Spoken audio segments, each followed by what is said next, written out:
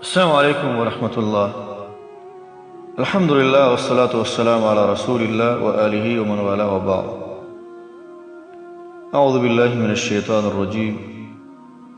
يا أيها الذين آمنوا إذا نودي للصلاة من يوم الجمعة فاسعوا إلى ذكر الله.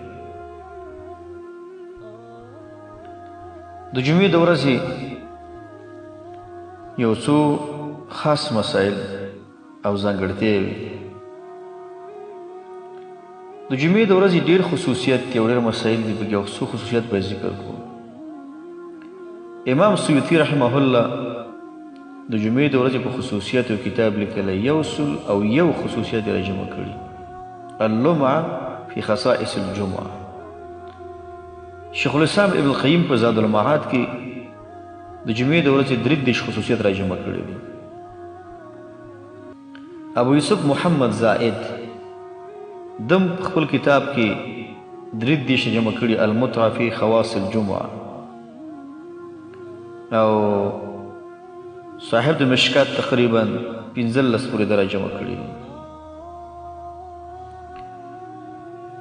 د جمعې په ورځ باندې یو غسل کول. غسل یو حدیث کې دام شته، من غسل واغتسل، په خپل سره غسل وکړي او سره په خپل اهل غسل واړي. عمر بن عبدالعزیز رحمه الله چې دا د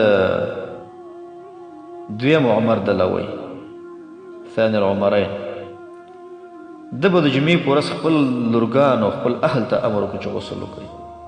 ډېر ښه دنه غفلت کوي. د جمعې په ورځ خوشبوی وهل، خو د اوږې او د پیاز وغیره چې کوم ضروري شي نه دي، بل له تکلیف راسي، هغه به سره بد ونه خوري. په دې ورځې عام ورځو کې که څوک خوري، باید هغه څه به وخوري چې بدبوی لاړه شي. پاکې یا نوې جامې اچول، دارنګه مانځه ته وختي تلل. دې باب کې زموږ عوام ورو ډېر غفلت کوي. داسې وخت کې جومات ته داخلېږي چې جمع ودرېږي.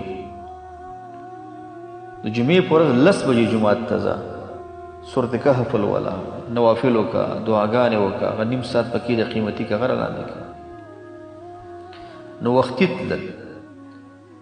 په دې ورځ جنت پیدا شوی دی. آدم علیه السلام جنت ته داخل شوی دی، د جنت نه پکې راوتلی دی. په دې ورځ به قیامت قایمېږي. حدیث نه معلومیږي په دې ورځ که مؤمن مړ شي نو د قبر عذاب د هغه دپاره نشته دی. 11 خصوصیت هغه دا دی چې په دې جمعې ورځ کې نیم ساعت کې دعا قبلېږي. د هغې تلاش هم پکار دی. په دې ورځ درود ډېر فضایل لري، ډېر درود لوستل پکار دی.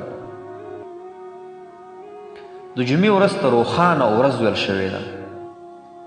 دارنګه د جمعې شپې ته لیلة الاغر هم ویل شوې ده، روښانه شپه. او د جمعې په ورځ کې د جمعه فضیلت هم ذکر شوی، مخکې مې اشاره وکړه.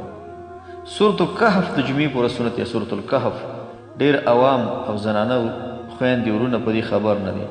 د جمعې په ورځ سورة الکهف لوستل سنت عمل دی، دا به چا نه پاتې نه شي.